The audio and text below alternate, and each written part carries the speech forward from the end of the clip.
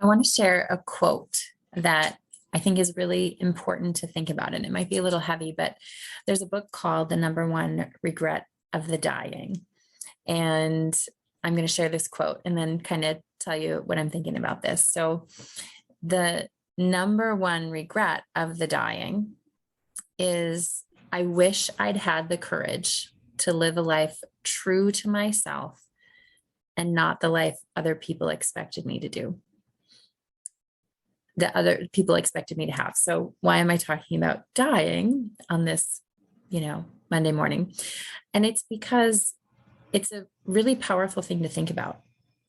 At the end of your life, are you going to have regrets? Are you going to wish maybe you had done some things differently? You wish maybe you didn't care so much what other people thought? Are you going to wish that you had taken some steps, done some things that like you had in your heart that you always wanted to do, but you didn't trust yourself enough to do it?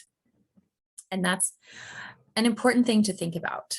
So that's what I just want to invite you to think about today. I think about it often myself. I used to do hospice years ago, and I would work with people at the end of their life, and you could tell if people had the relationships they wanted with people, if they had done the things that they wanted to do. I worked with one couple who had just albums and albums worth of all the places they traveled together and places they went with their kids and things like that. So this isn't like necessarily, are you going to regret it if you don't make $1 million, right? But it's, are you trusting yourself to do that thing that's in here, that's in you, the reason that you're here, the reason that you're on this planet? Are you doing it?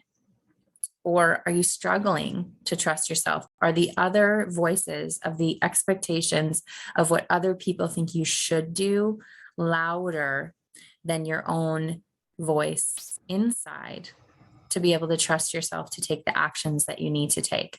So it's a big question that maybe you weren't expecting, a video about this morning, but I think it's a really important thing to think about. And I would love if you could share in the comments, are you doing that thing?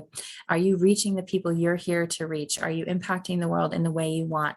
Do you take the actions and trust the ideas that you have, the vision that you have to move forward with that? I would love to hear it. And if you don't, but you do have that vision, you're like, I'm not exactly there, but here's what I want to do. Here's what I need to do before I die. I would love also to hear that in the comments. If you could share, that would be amazing. And if this is something like, I really want to, I need to be able to trust myself more. I need to be able to make sure not another year goes by where I cared too much what other people thought and I didn't take the actions that I needed to take. Then I encourage you, I'm going to put a link in the video. I have a free workshop that I'm going to do about kicking overwhelm to the curb. And part of overwhelm is when we're listening to all the other voices about what we should do and we aren't trusting ourselves. So one step in kicking overwhelm to the curb is trusting yourself to do the thing that you are meant to do on this planet, because you are here for a reason. There are people who need your voice, who need your vision, who you are here to impact and encourage and make their life better. So I'm going to leave that in the comments. And also, please let me know. Let me know your vision. Let me know the thing that wakes you up, and makes you ready to go at the beginning of the day. Let me know what your why is. I would totally love to hear.